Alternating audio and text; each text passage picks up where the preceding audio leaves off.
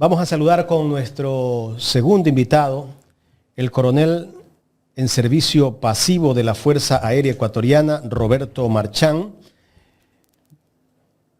El coronel Roberto Marchán, además de haber sido miembro de la Fuerza Aérea Ecuatoriana, es licenciado en Ciencias Aeronáuticas Militares por la Universidad de las Fuerzas Armadas, licenciado en Antropología Cultural, Universidad Politécnica Salesiana, habilidades gerenciales de la Universidad San Francisco de Quito, máster en Sociología Política de la Flaxo. Saludamos con el coronel Roberto Marchán. Gracias por aceptar conversar con nosotros en esta mañana, coronel. Bienvenido a Ecuador en Directo. Buenos días, Mónica, Jaime. No sé si me escuchan. Claro y fuerte. Perfecto, coronel.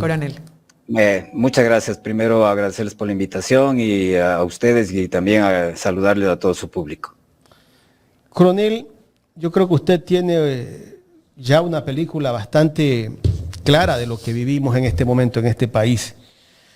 No sé si todo lo que está pasando en el Ecuador es producto de las equivocaciones que ha tenido este gobierno. Primero, sacar a las Fuerzas Armadas a la calle, declarar un estado de guerra que no existe, decirle casi que un poco más a los miembros de las Fuerzas Armadas que disparen contra civiles.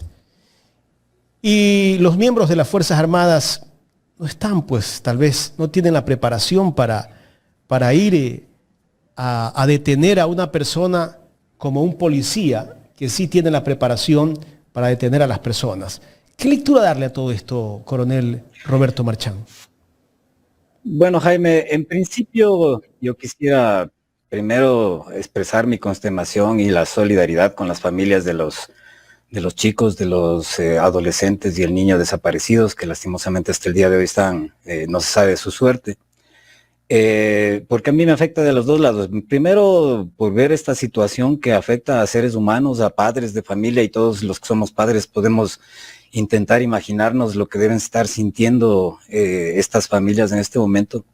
Y en segundo lugar, a mí personalmente me afecta porque, dicho sea de paso, yo pasé 35 años en la Fuerza Aérea, 18 años de ellos en la base de Taura, que es la cuna de la aviación de combate de la Fuerza Aérea.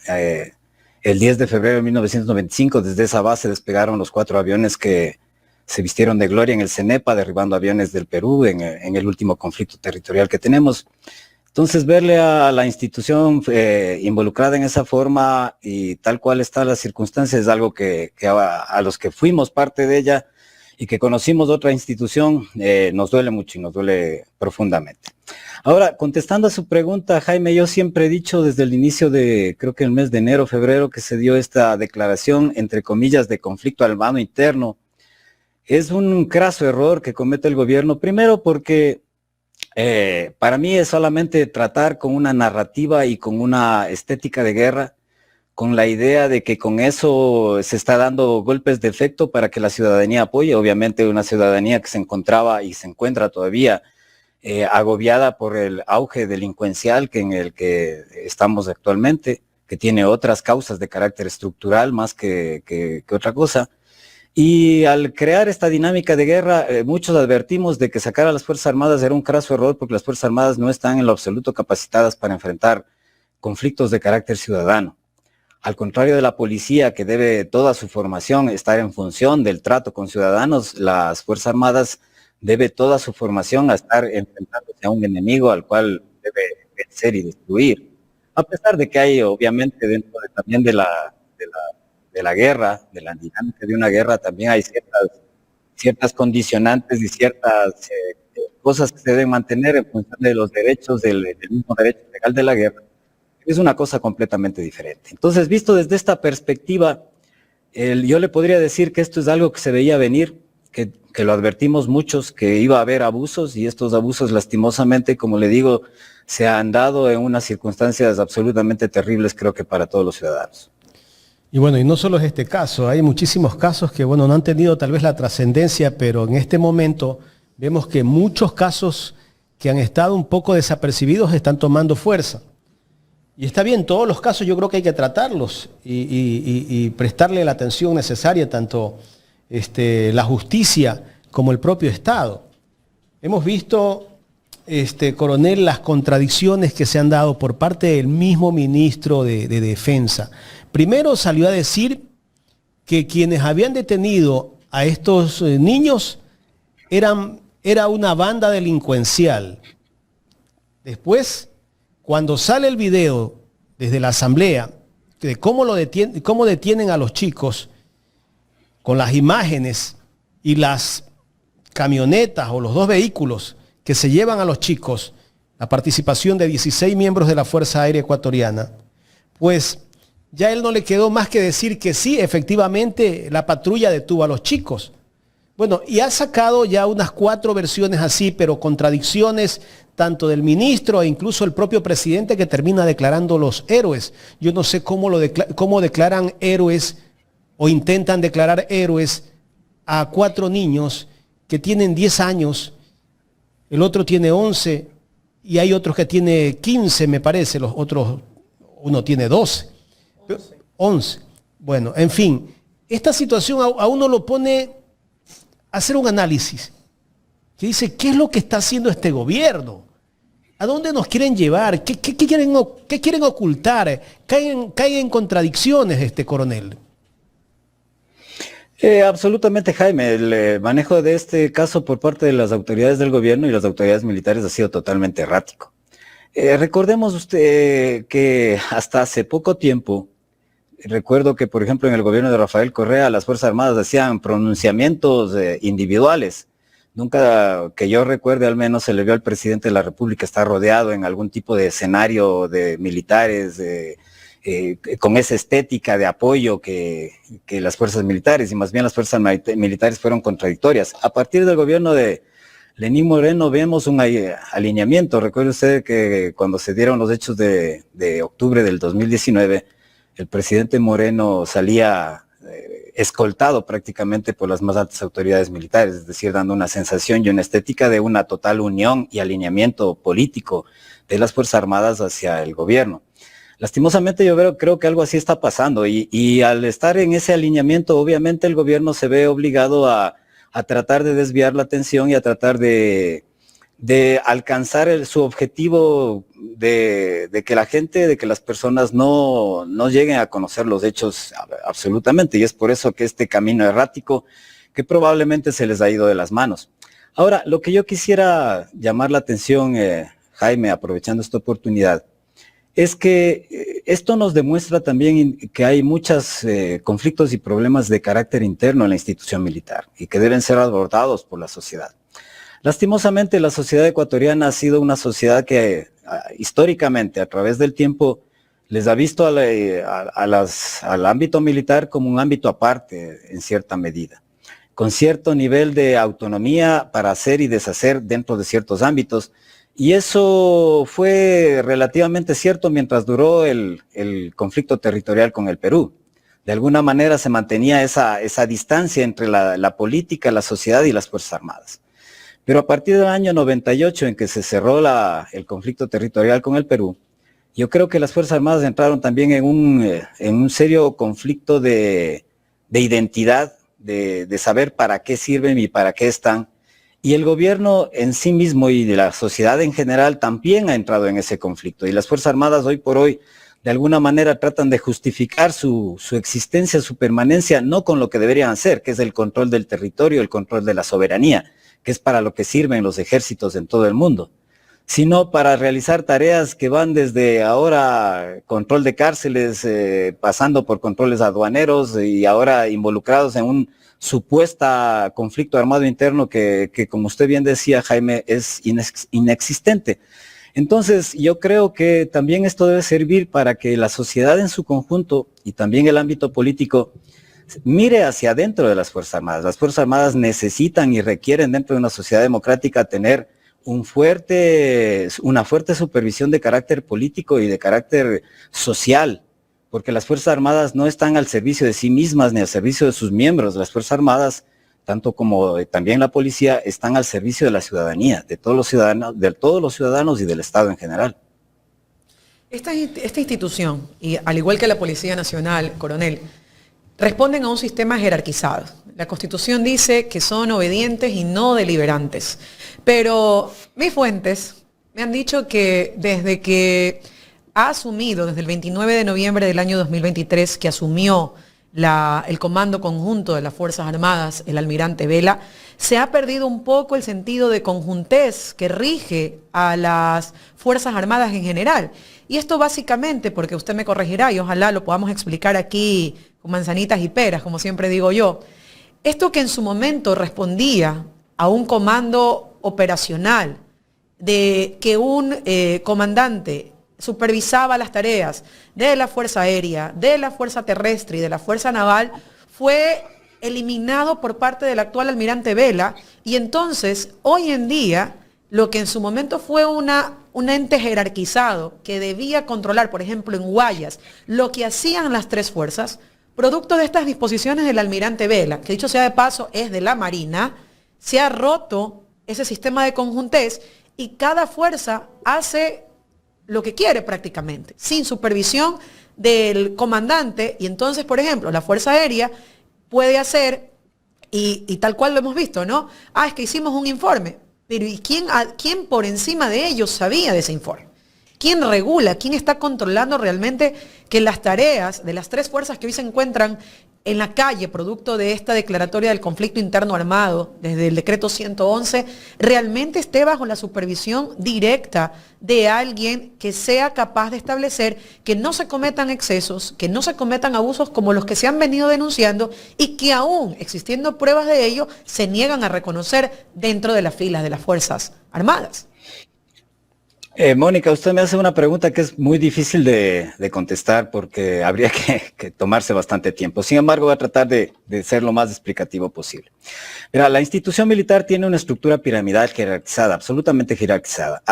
Ahora, yo quisiera ahí primero preguntar por qué la policía tiene una estructura piramidal jerarquizada, si es que esa estructura obedece a la naturaleza para lo que existen las fuerzas militares, que es la guerra. En una guerra usted no puede tomar decisiones de carácter horizontal. Para ponerle a la gente, por ejemplo, si estoy en un pelotón de fusileros en un campo de batalla, yo no puedo ponerles a mis hombres a votar si nos vamos por la izquierda, si vamos por la derecha o si hacemos un ataque de frente.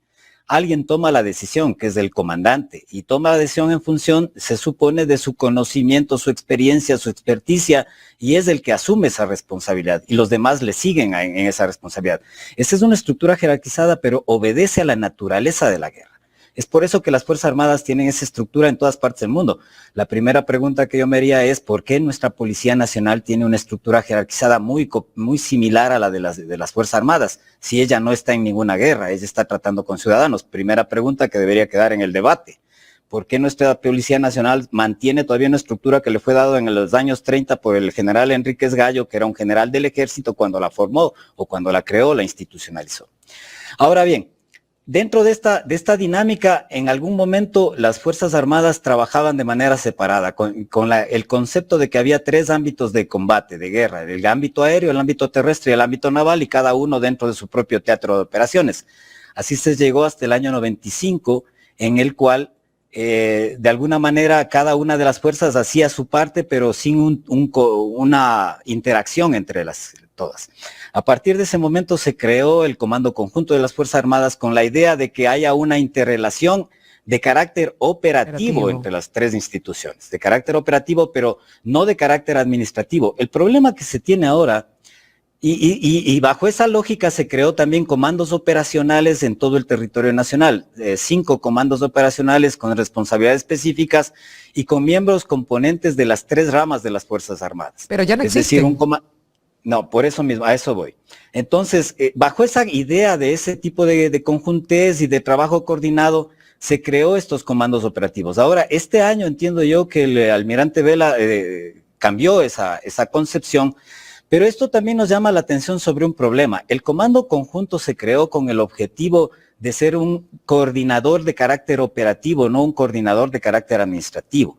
Pero el Comando Conjunto, y es algo que también la sociedad y la clase política debería analizar, se ha creado prácticamente en un comando general de las Fuerzas Armadas. Es decir, ya no hay un comando de la Fuerza Aérea, un comando del Ejército y un comando de la Marina. En los hechos fácticos, lo que existe es un comando general de las Fuerzas Armadas, es decir, una sola persona que prácticamente toma todas las decisiones que competen a las Fuerzas Armadas, y esa persona se alinea o no se alinea con el gobierno de turno. Y ese es el almirante Vela. Desde el almirante Vela en este momento. Entonces, él toma en cierta medida discrecionalmente decisiones de carácter operativo y decisiones de carácter administrativo. Entonces, esos son los problemas de carácter interno que tienen las Fuerzas Armadas. Las Fuerzas Armadas no es un ente separado, vuelvo y repito, como le decía a Jaime, y es algo que la sociedad debe entender y debe poner su vista en las Fuerzas Armadas. Las Fuerzas Armadas no pueden ser un ente aparte del Estado, es parte del Estado y por lo tanto deben ser auscultadas, deben ser entendidas y también deben ser direccionadas. Por ejemplo, la composición estructural humana de las Fuerzas Armadas. ¿Cuál es la composición de las Fuerzas Armadas? Es decir, ¿de dónde vienen, de qué estratos sociales, de qué tipo de educación, de qué regiones del país? Tradicionalmente en el Ecuador se piensa que las Fuerzas Armadas son prácticamente serranas. Se tiene una evidencia de carácter empírico, pero no se tiene una evidencia de carácter documental. No, y Fuerzas Armadas igual, Policía Nacional de todas maneras. Y si es que eso es cierto, la pregunta que deberíamos hacernos como ciudadanos es ¿por qué? ¿Y por qué no tiene, si es una institución de carácter nacional? Debería representar más o menos equitativamente a todo el territorio, a todas las personas del territorio, a todos los estratos sociales del territorio. Entonces, son cosas que se deben analizar, pero lastimosamente son cosas que nadie toma en cuenta ni internamente ni externamente, porque ha sido más fácil mantener a la institución militar de manera aislada y en este caso a la institución militar de manera alineada a los intereses políticos coyunturales. Desde su experiencia, coronel, y pese a que ambas instituciones, Fuerzas Armadas y Policía Nacional, siempre hablan del tema de la autodepuración. Nosotros nos autodepuramos, etcétera, ¿verdad? ¿Cree usted que ha existido realmente la supervisión necesaria, el control necesario sobre las actividades que, bueno, usted ya lo ha dicho, no son las atribuciones comunes que debe ejercer y que debe realizar las Fuerzas Armadas? Y de hecho ayer en esta entrevista de La Posta uno de los intervinientes dice, bueno, nos sacaron sin estar capacitados, nosotros no pedimos estar en las calles. Pero luego también viene esta responsabilidad de los jefes militares según el Estatuto de Roma, de la Corte Penal Internacional, la responsabilidad de los jefes militares.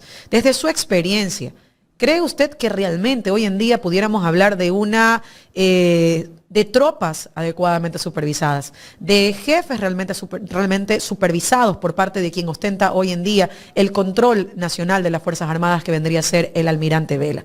¿Hay realmente en este momento un control efectivo de las actuaciones que están haciendo las Fuerzas Armadas en los centros carcelarios, en las calles? Mire usted, hasta custodiando camiones a la aduana. ¿Cree usted esto?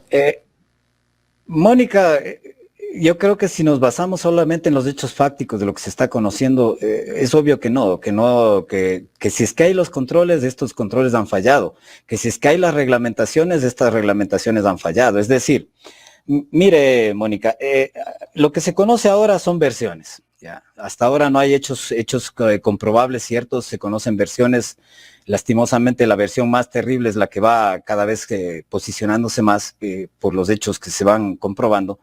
Sin embargo, no son más que versiones. Si tomamos la versión de los militares que hablaron ayer, por ejemplo, de que ellos los tomaron a los chicos, a los adolescentes en cierto momento, se ha visto claramente que los agreden. Aquí nos muestra, por ejemplo, un hecho cierto interno de Fuerzas Armadas. O sea, los miembros de Fuerzas Armadas siguen creyendo, como hace muchos años, de que se puede corregir conductas con la agresión física. ¿Por qué creen en eso? Es porque a ellos les ha hecho eso seguramente. Es decir, que todavía al interior de Fuerzas Armadas se sigue con las prácticas de corregir conductas con agresiones físicas, con este tipo de cosas, pensando tal vez bien intencionadamente, asumiendo que ellos no querían hacerle desaparecer a los chicos, pero pensando que con estas acciones ellos estaban corrigiendo a estos muchachos. Es decir, ya habla hacia el interno de Fuerzas Armadas, hacia los problemas de carácter interno, que es lo que yo quisiera resaltar. este tipo de cosas nos da muchas visiones, por una parte. Por otra parte, si es que existían procedimientos establecidos que habría que ver, si es que los procedimientos estaban claros, si es que esos procedimientos fueran socializados y ellos conocían esos procedimientos, que sería la primera cosa. Si no hubo procedimientos, ¿por qué no hubo procedimientos? Entonces ya hay cuestiones de carácter administrativo interno que hay que corregir y que hay responsables. Si es que sí hubo esos procedimientos y no se cumplieron, también hay ahí un problema de las cadenas de mando, porque en teoría ellos deben cumplir con los procedimientos que se les ha dispuesto. Entonces hay un problema de mando, de liderazgo interno. O sea, hay una serie de eventos, de cuestiones que se destapan dentro de lo que está pasando, que van más allá de lo terrible, obviamente, que es, y lo más importante, que es el hecho de que estos niños no aparezcan. Pero ya lo interno de Fuerzas Armadas, este conflicto, este problema, nos devela muchos problemas de carácter interno que deben ser puestos en mira de la gente, que deben ser puestos en mira de la sociedad y sobre todo que deben ser corregidos. Y empezar a cuestionar la cadena de mando, empezar a cuestionar quién nos lidera, puede poner o puede establecer una fragilidad dentro de las Fuerzas Armadas. Por supuesto que sí. La cadena de mando es fundamental en una estructura piramidal, porque se supone que uno comete faltas internamente por acción y por omisión también. Es decir, si yo soy un comandante, yo tal vez no soy el que que mis manos se ensangrentaron o que yo accioné directamente alguna cosa, pero puedo haber omitido y ellos se fueron más allá de lo que debían haber hecho. Entonces, hay unas responsabilidades que le digo, Mónica, son de acción y son de omisión dentro de toda la cadena de mando. Y obviamente la responsabilidad política principal de un gobierno que ha sacado a las Fuerzas Armadas a las calles sin motivos, desde mi punto de vista, sin una perspectiva clara, sino más bien para obtener réditos de carácter político. Coronel, pero también yo creo que falta un poco de liderazgo de parte de los oficiales que están al mando de las Fuerzas Armadas. No sé si lo que estoy diciendo es lo correcto, pero yo no puedo aceptar al presidente de la República lo que me diga, viendo que lo que me está diciendo que debo hacer no es lo correcto. Jaime, verá, a mí alguna vez un oficial argentino me decía que refiriéndose a las Fuerzas Armadas argentinas, estaban compuestas por alrededor de un 30% de gente que entraba por querer el servicio, por alguna motivación patriótica, otro 30% que entraba por alinearse de pronto al poder, porque las Fuerzas Armadas de alguna manera también representan poder. Están politizadas. Y habría otro 30% que entran por necesidad laboral, porque necesitan un trabajo, necesitan con qué vivir y subsistir. No puedo yo decir cómo están estructuradas las Fuerzas Armadas del Ecuador, porque lastimosamente, como le digo, no hay interés de hacer estudios internos de la estructura inicial y de la estructura de las Fuerzas Armadas, pero yo podría decir que mucha de la gente que está adentro, lastimosamente, de alguna manera se alinean con ciertas visiones conservadoras de la sociedad. Y eso no hay que asustarse. Las fuerzas y las instituciones, y más aún una institución militar, suelen ser conservadoras.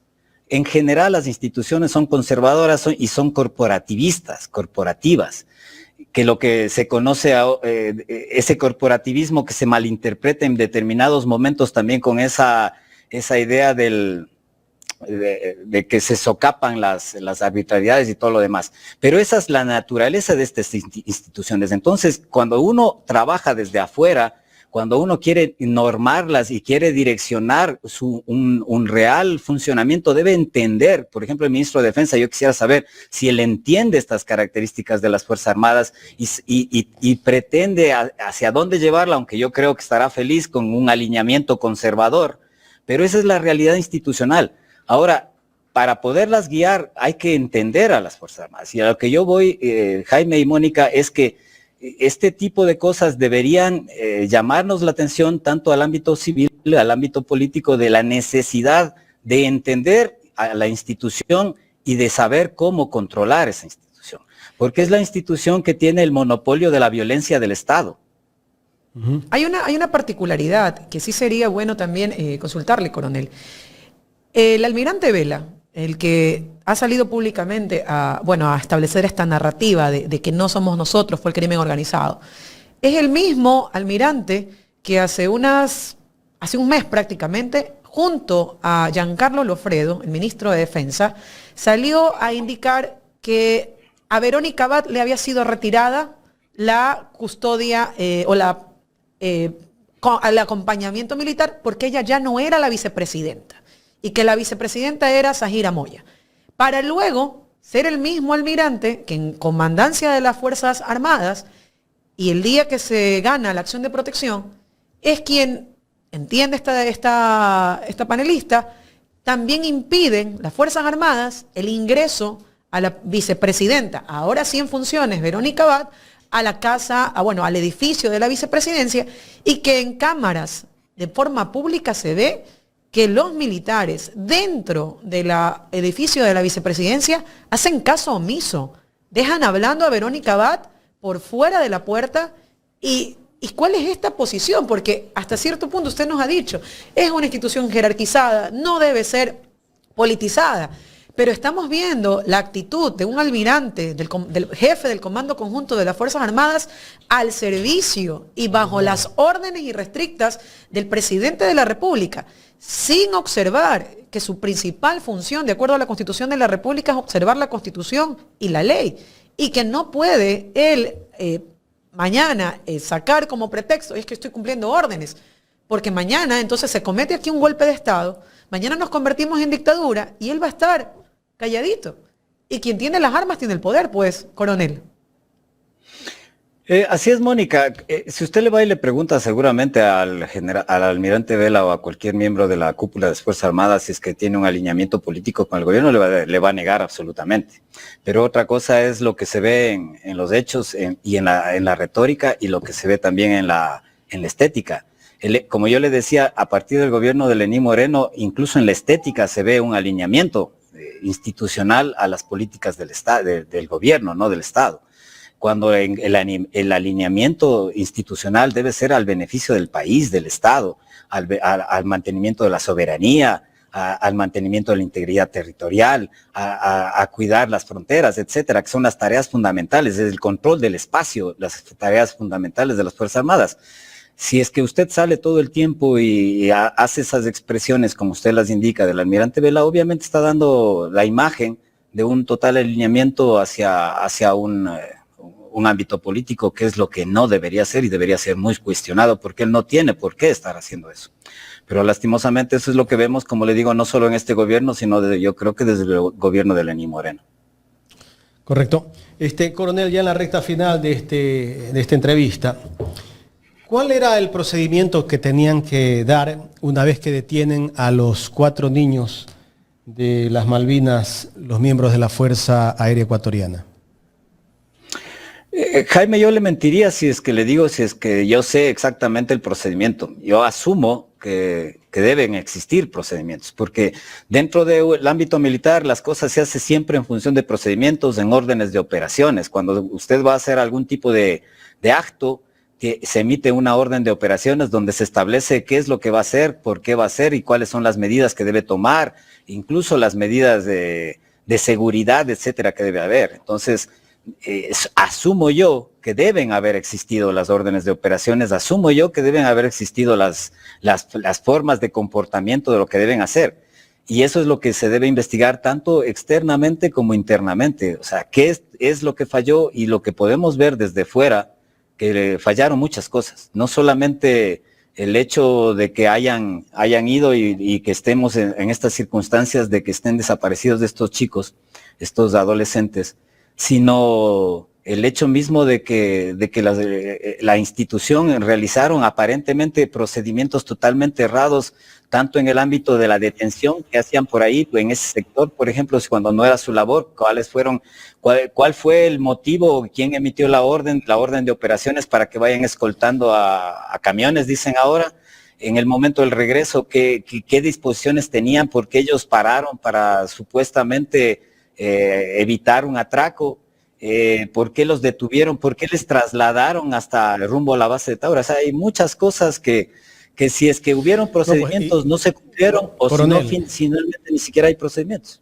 Coronel, desde mi punto de vista, yo creo que si ellos los detienen y los dejan cerca de la base aérea de Taura, no estuvo bien, porque son menores de edad.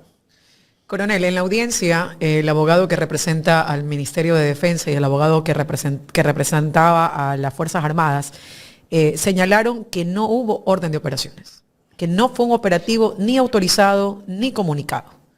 Y eso llama la atención, porque entonces estamos hablando de subordinados, de tropa o incluso de oficiales que están actuando de manera deliberante. Es decir, no están respondiendo a nadie. Y eso es peligroso, porque yo mañana digo, pues, yo no sabía. No, a mí nadie me avisó. Yo no tengo idea de lo que hagan ellos. Las decisiones que tomen ellos en la calle. Estamos hablando de personas armadas. Así es. Por supuesto, Mónica, si es que eso fuese cierto, cosa que yo dudo, no sé las palabras del le digo porque del no estuve en la audiencia. defensor. Por eso. Sí, lo sé, pero como le digo, yo no creo que eso sea así, pero si es que eso si fuera cierto, nos habla todavía más de un gravísimo problema donde ya se ha perdido el control institucional y lo único que está haciendo es cada quien a su libre albedrío tomar decisiones, y sería una circunstancia terriblemente más peligrosa de la que yo supongo que pasaría. Como le digo, así empieza el paramilitarismo.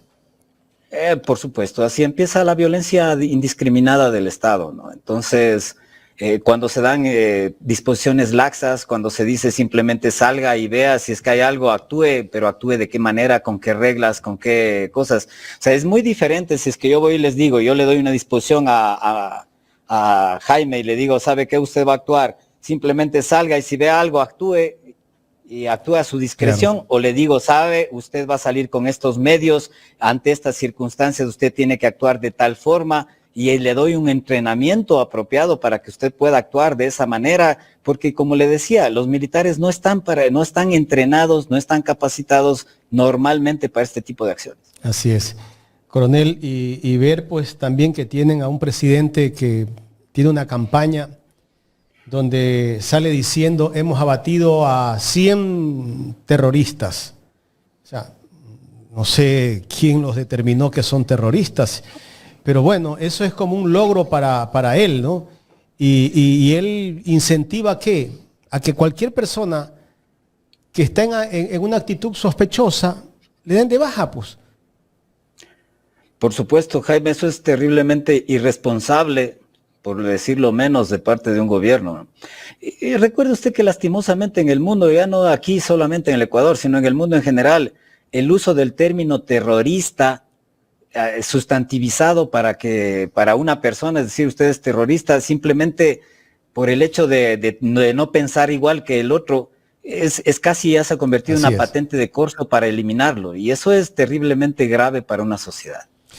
Nos va a llevar a una situación de violencia y posiblemente de caos que ojalá nunca se diera aquí en nuestro país. Coronel, quiero agradecerle por el tiempo que nos ha dispensado para conversar en esta mañana aquí en Ecuador en Directo. Por los conocimientos que ha compartido también. Muchísimas gracias. Muchas gracias a ustedes y un buen día. Gracias al coronel Roberto Marchán, ex miembro de la Fuerza Aérea Ecuatoriana, piloto del avión presidencial. Coronel en servicio pasivo. A ver.